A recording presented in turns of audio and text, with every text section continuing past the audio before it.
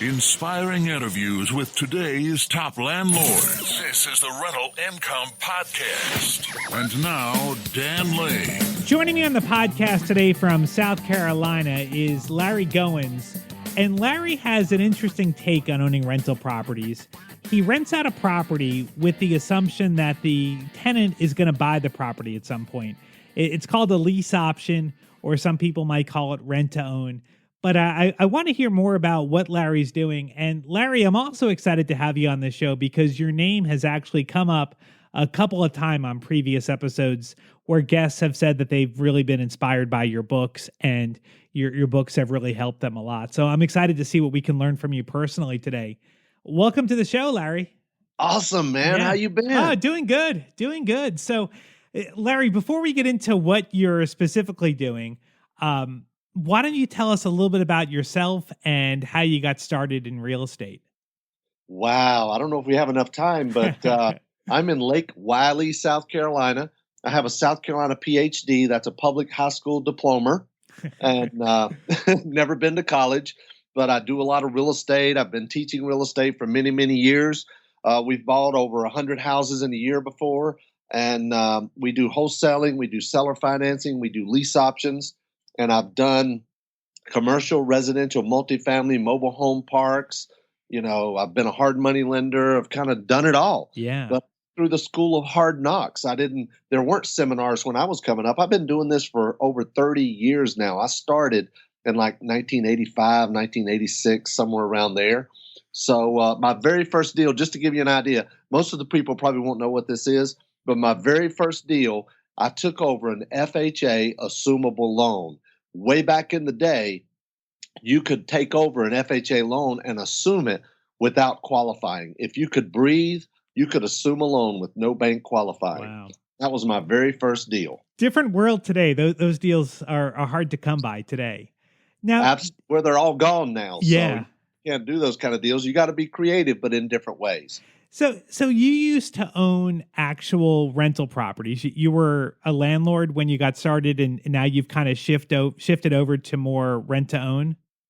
Yeah, I do. I like to call them homeowners in training. I don't have tenants anymore. In fact, Dan, I love real estate. There's so many things you can do with it.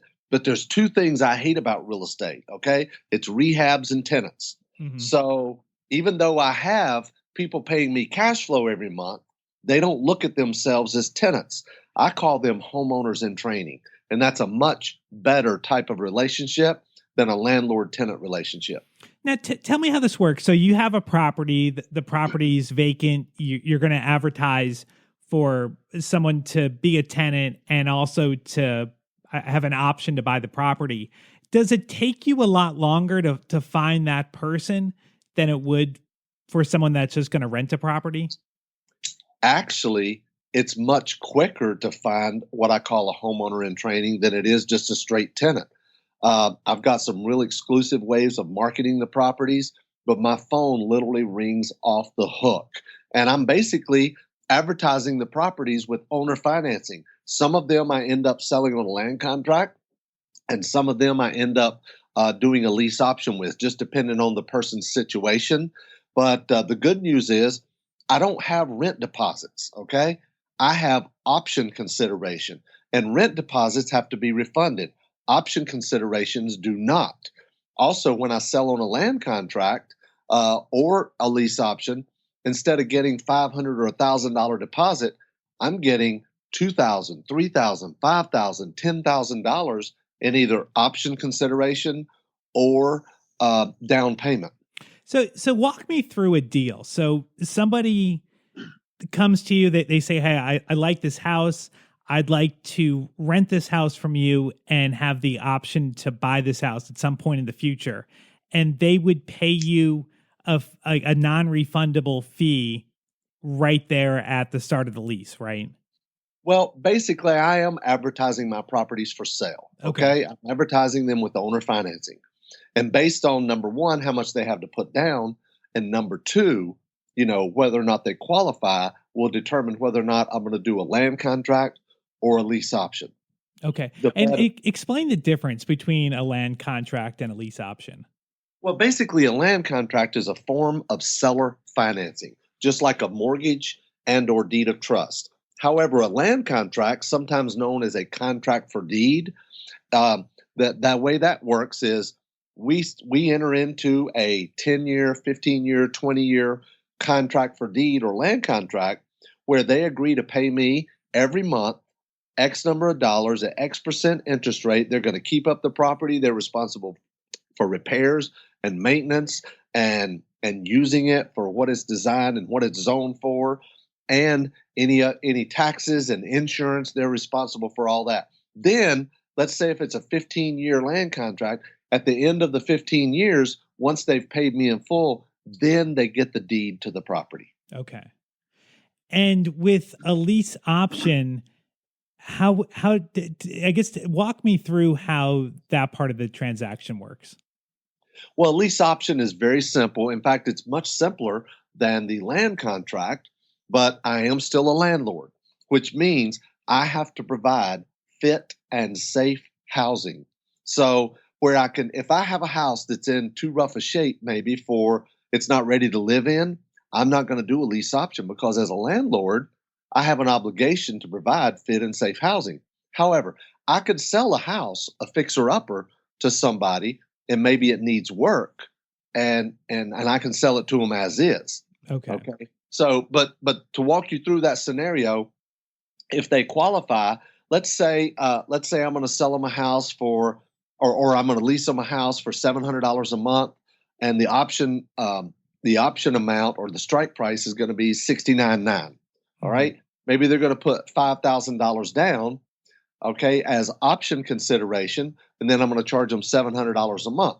And for the next 2 years, they have the option to buy that house for $69,900 if they go to the bank and get a loan and pay me off. Otherwise, they're going to remain a tenant. However, in my lease agreement, I do put in that the tenant is responsible for repairs and maintenance up to X dollar amount.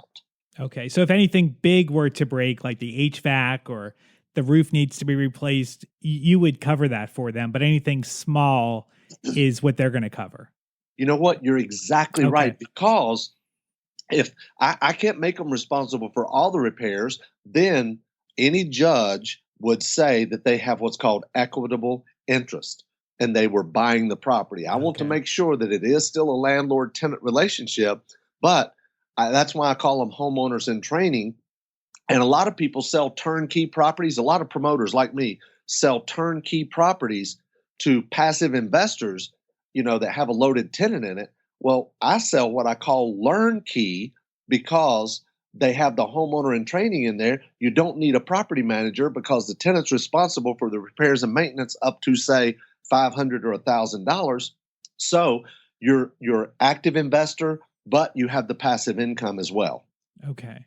Now, what happens if at the end of the 3 years, the person can't buy the property? How would that work at that point? It works really good because they continue to stay in the property. Now, if they move out, they just move out and I get somebody else in the property. Okay. And then you would go through the cycle again where you enter into a new lease to own with the new person. They would give you a new down payment and everything would start from scratch. Okay. Now, do they get, if they put down $5,000, do they forfeit that if the deal doesn't work out, if they don't end up buying the property? Well, option consideration is non-refundable. Okay. And we put that in our option agreement. Everybody knows up front it's non-refundable. And they understand that going in, okay? Okay. They understand that going in. Okay. And I have told some people that, look, I can't qualify you right now for seller financing. However, if you stay here for a couple of years and you pay your bills on time, I may be able to convert you to seller financing down the road. Okay. Now, I know that you're not an attorney, but there are a lot of consumer protection laws when it comes to consumer mortgages. Is there anything that people need to be aware of when they're working with a mortgage and working on one of these deals? Right. Well, you're talking about Dodd-Frank, I guess, right? Okay. Yeah. Yeah. Well, Dodd-Frank is some regulation, just for everybody listening. It's some regulation that's designed to protect consumers against unscrupulous lenders. There is some legislation in that says if you are selling a house with owner financing and it is not your primary residence you're selling, and you're selling it to somebody that's going to live in the house, then you must comply with Dodd-Frank, which basically means if you sell more than 3 properties and you sell or finance them in a 12-month period of time, then you must use a licensed mortgage broker or lender to originate that transaction. And they have to make sure that that borrower has what's called the ability to pay, meaning their debt ratio is around 43%. Now, also, it has to be market interest rate. If you do an adjustable rate loan, it can adjust for 5 years and then only 2% per year for the next for a maximum of 6. I don't even do adjustable rates. Okay. But as far as so I always use an RMLO, residential mortgage loan officer, to originate my transaction, and I use a licensed servicer to service the loans if they if I'm doing a land contract deal. Okay. However, on a lease option, you want to make sure and structure it correctly.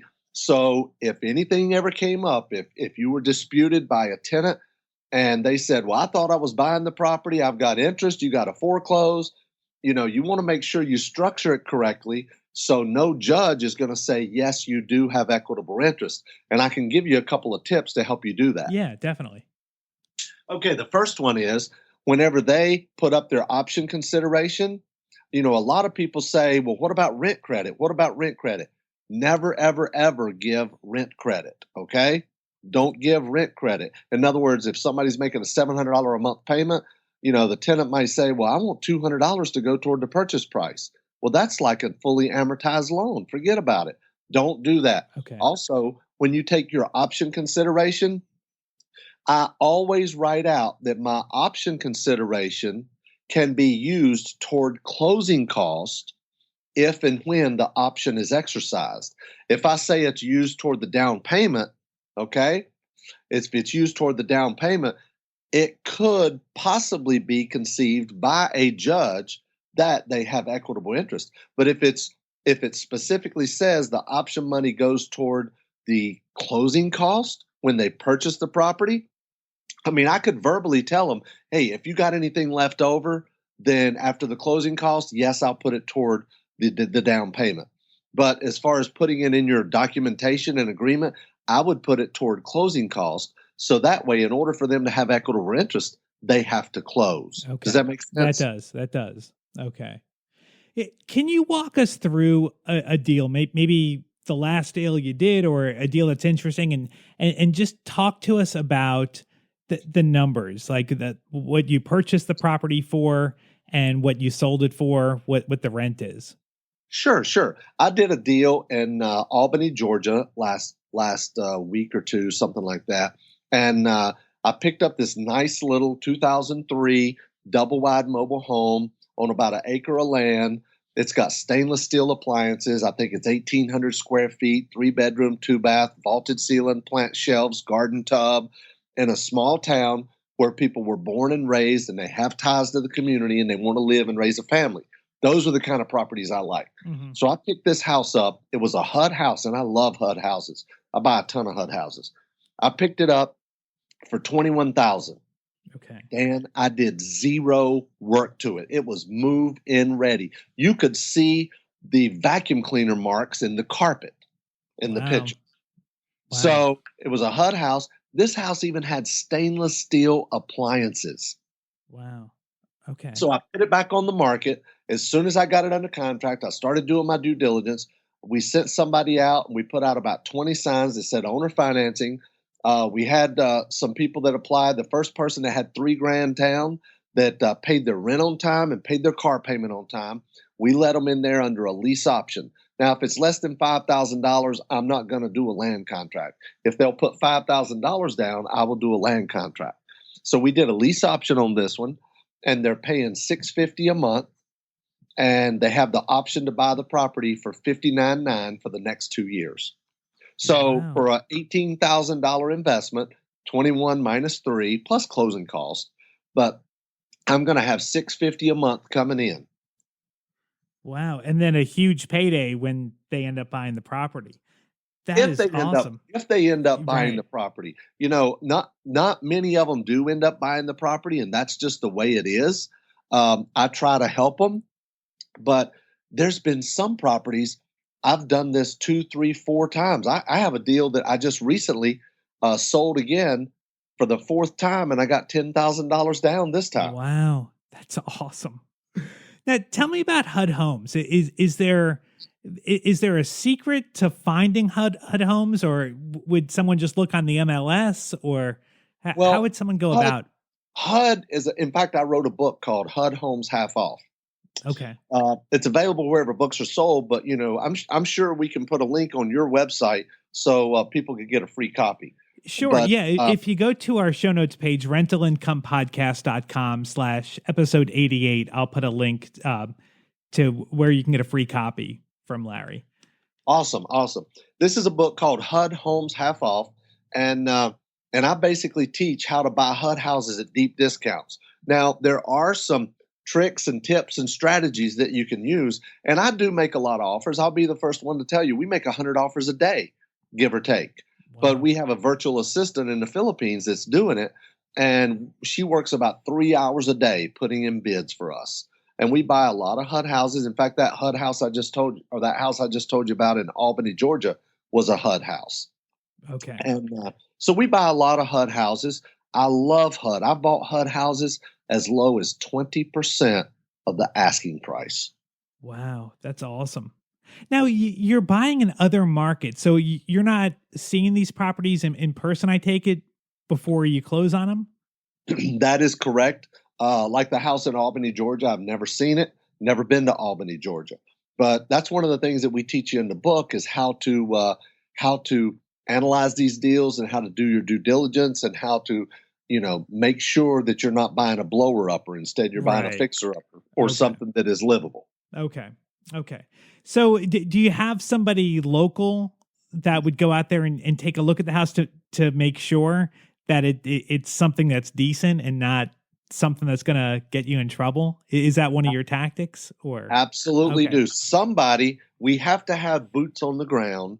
And I can show you how to find anybody in any zip code to go out and take pictures, to analyze the deal, to give you a rehab estimate, all that stuff. We Okay. talk about that in the book, actually, Okay. how to do all that. Wow. Well, Larry, it sounds like you have a real interesting business. If somebody wanted to learn more, I understand that you've put together a 7-part video training. I do. I actually have a 7-part video series that explains a model that I call Filthy Riches. And it's a model that we've been doing for a long time, and it's how to buy some dirt cheap low end houses and sell them for 3 to 6 times, or lease option them for 3 to 6 times what you paid for them, and you get huge returns on your money. And we'd be glad to put that link up on your site. Okay. Yeah. Just go to rentalincomepodcast.com/episode 88, and we'll have both links on the site so you can check that out. Well, Larry, thank you so much for coming on the show. I really appreciate your time, and I've learned a lot talking to you. Man, that's great. Thanks a lot for having me. I really do appreciate it. And good luck out there, guys. Well, thank you for tuning in. We'll be back with a new episode next Tuesday. My name is Dan Lane, and this has been the Rental Income Podcast.